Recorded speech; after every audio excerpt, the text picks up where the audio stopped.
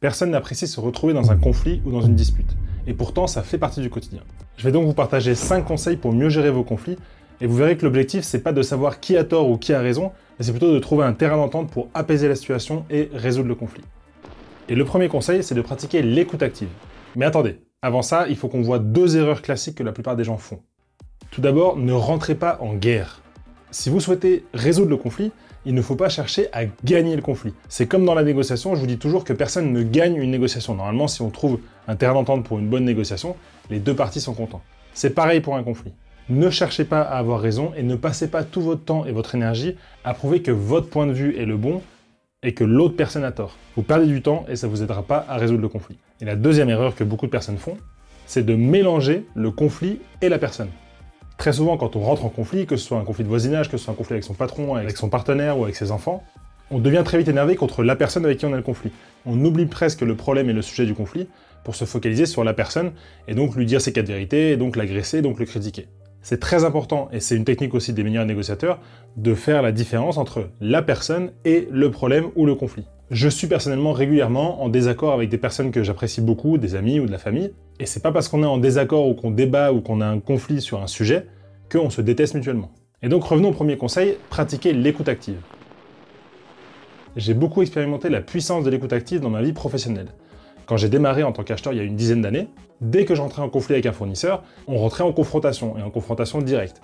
Vous, monsieur le fournisseur, vous n'avez pas fait à mon prix. Oui, mais vous, monsieur Mola, vous me demandez trop de choses. Oui, mais vous n'avez pas de bonne performance. Oui, mais vous payez pas à temps. Oui, mais vous... Et on se renvoyait la balle comme ça systématiquement. Plus j'ai avancé dans ma carrière professionnelle, et plus j'ai appris, dans les conflits notamment avec mes fournisseurs, mais aussi avec ma hiérarchie ou avec mes collègues, à davantage écouter la personne, la laisser parler, la laisser expliquer son problème, plutôt que de moi avancer mes arguments. Et ça marche dans les conflits, mais ça marche aussi dans les négociations. L'écoute active, je vous avais fait une vidéo à ce sujet, c'est une méthode de communication qui vise à beaucoup plus écouter que parler. Moi je dis souvent, si on est né avec 2 oreilles et une bouche, c'est pour écouter 2 fois plus qu'on parle. Donc quand vous allez rentrer en conflit avec quelqu'un, faites en sorte de rester un petit peu en retrait et de laisser la personne s'expliquer. Et n'hésitez pas, pendant que la personne discute, à reformuler ce qu'il a dit pour bien être sûr de comprendre. Ah, quand tu dis ça, j'ai l'impression que tu veux dire ça, est-ce que j'ai raison? Posez des questions. Mais est-ce que du coup, quand j'ai fait ça, ça t'a énervé? Est-ce que si j'avais fait cette action de cette façon-là, tu n'aurais pas réagi de la même façon? Le but de l'écoute active dans un conflit, c'est de comprendre la position de votre interlocuteur, et avec ça, vous allez comprendre le désaccord que vous avez, et ça vous permettra de trouver une issue à ce conflit. Je reviens après une petite pause de quelques semaines sur YouTube. J'ai déménagé, j'ai finalisé les travaux, je vous fais cette vidéo dans mon nouveau bureau, et tous ces ouragans a fait que j'ai pris une certaine pause sur les réseaux sociaux pour justement me concentrer sur les choses importantes pour ma vie de famille. Et j'ai pris soin de repeindre le mur derrière moi en orange, la couleur de cette chaîne YouTube. Le deuxième conseil, c'est de se mettre à la place de l'autre. Je sais que c'est compliqué parce que quand on rentre dans un conflit, c'est très souvent émotionnel et on a tendance à monter dans les tours, à s'énerver, à se sentir attaqué. Mais essayez au maximum de vous mettre à la place de l'autre, essayez au maximum de vous dire, si j'étais à la place de mon interlocuteur, si je pensais ce qu'il pense, si j'avais vécu ce qu'il a vécu, quelle aurait été ma réaction? Est-ce que je serais dans le même état que lui? Ça m'est arrivé dans un problème de voisinage il y a quelques mois, mon voisin était persuadé que je faisais du bruit pour lui nuire, alors qu'en vrai, la maison était mal construite et il entendait régulièrement quand on écoutait des films ou de la musique. À partir du moment où j'ai compris qu'il m'en voulait à moi parce qu'il pensait que je faisais exprès, je lui ai dit « Ah mais ok, je comprends tout à fait. Si moi aussi, j'avais un voisin qui faisait du bruit exprès pour m'embêter, effectivement, je serais énervé, effectivement, je serais fâché contre cette personne-là, et ça mettrait dans des états pas possibles. Mais c'est pas le cas. Je ne fais pas du bruit exprès pour t'embêter. Regarde, j'allume un film, tu vois, ça fait pas beaucoup de bruit, c'est pas de ma faute. » Et tout de suite, le fait que je prenne le temps de me mettre dans sa position, de comprendre ce qu'il ressentait, ça a permis d'apaiser la tension qu'il y avait, et donc on a pu trouver une issue favorable au conflit. Donc dans vos prochaines disputes, dans vos prochains conflits, essayez de réfléchir à qu'est-ce que ressent l'autre. Et l'empathie, une autre qualité des bons négociateurs, peut vous permettre de mieux comprendre les sentiments de l'autre tout en gardant une certaine distance émotionnelle. Le troisième conseil, c'est d'expliquer calmement sa position. C'est important que vous puissiez détailler à la personne en face de vous, avec qui vous avez un conflit, pourquoi vous ressentez ça et pourquoi vous êtes rentré dans ce conflit-là. Mais ne le faites pas tout de suite pour ne pas rentrer dans ce jeu de « j'ai fait ci, t'as fait ça, t'as fait ci, t'as fait ça, etc. » Une fois que vous avez écouté la personne, une fois que vous avez cherché à vous mettre à sa place, c'est le moment d'expliquer votre avis, votre position et ce qui vous a amené à prendre cette décision-là. Par exemple, dans le cas de mon travail d'acheteur avec certains fournisseurs, je pouvais tout à fait leur dire « D'accord, je comprends, vous avez l'impression que je vous mets en concurrence régulièrement, mais je vous rassure, je fais ça avec tous mes fournisseurs.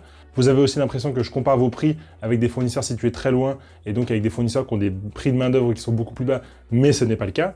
Mais il faut aussi que vous compreniez que moi, j'ai des objectifs, Moi, je dois garantir à mes usines de payer le meilleur coût pour les prestations. Et moi, je vous aime bien, vous êtes un beau fournisseur, on a des bons contacts, j'aimerais vous confier le marché, mais là, le prix que vous me faites ne me permet pas de vous attribuer le marché. J'expose mon problème en faisant attention de ne pas tomber dans le « vous êtes un fournisseur nul » ou « vous êtes trop cher ».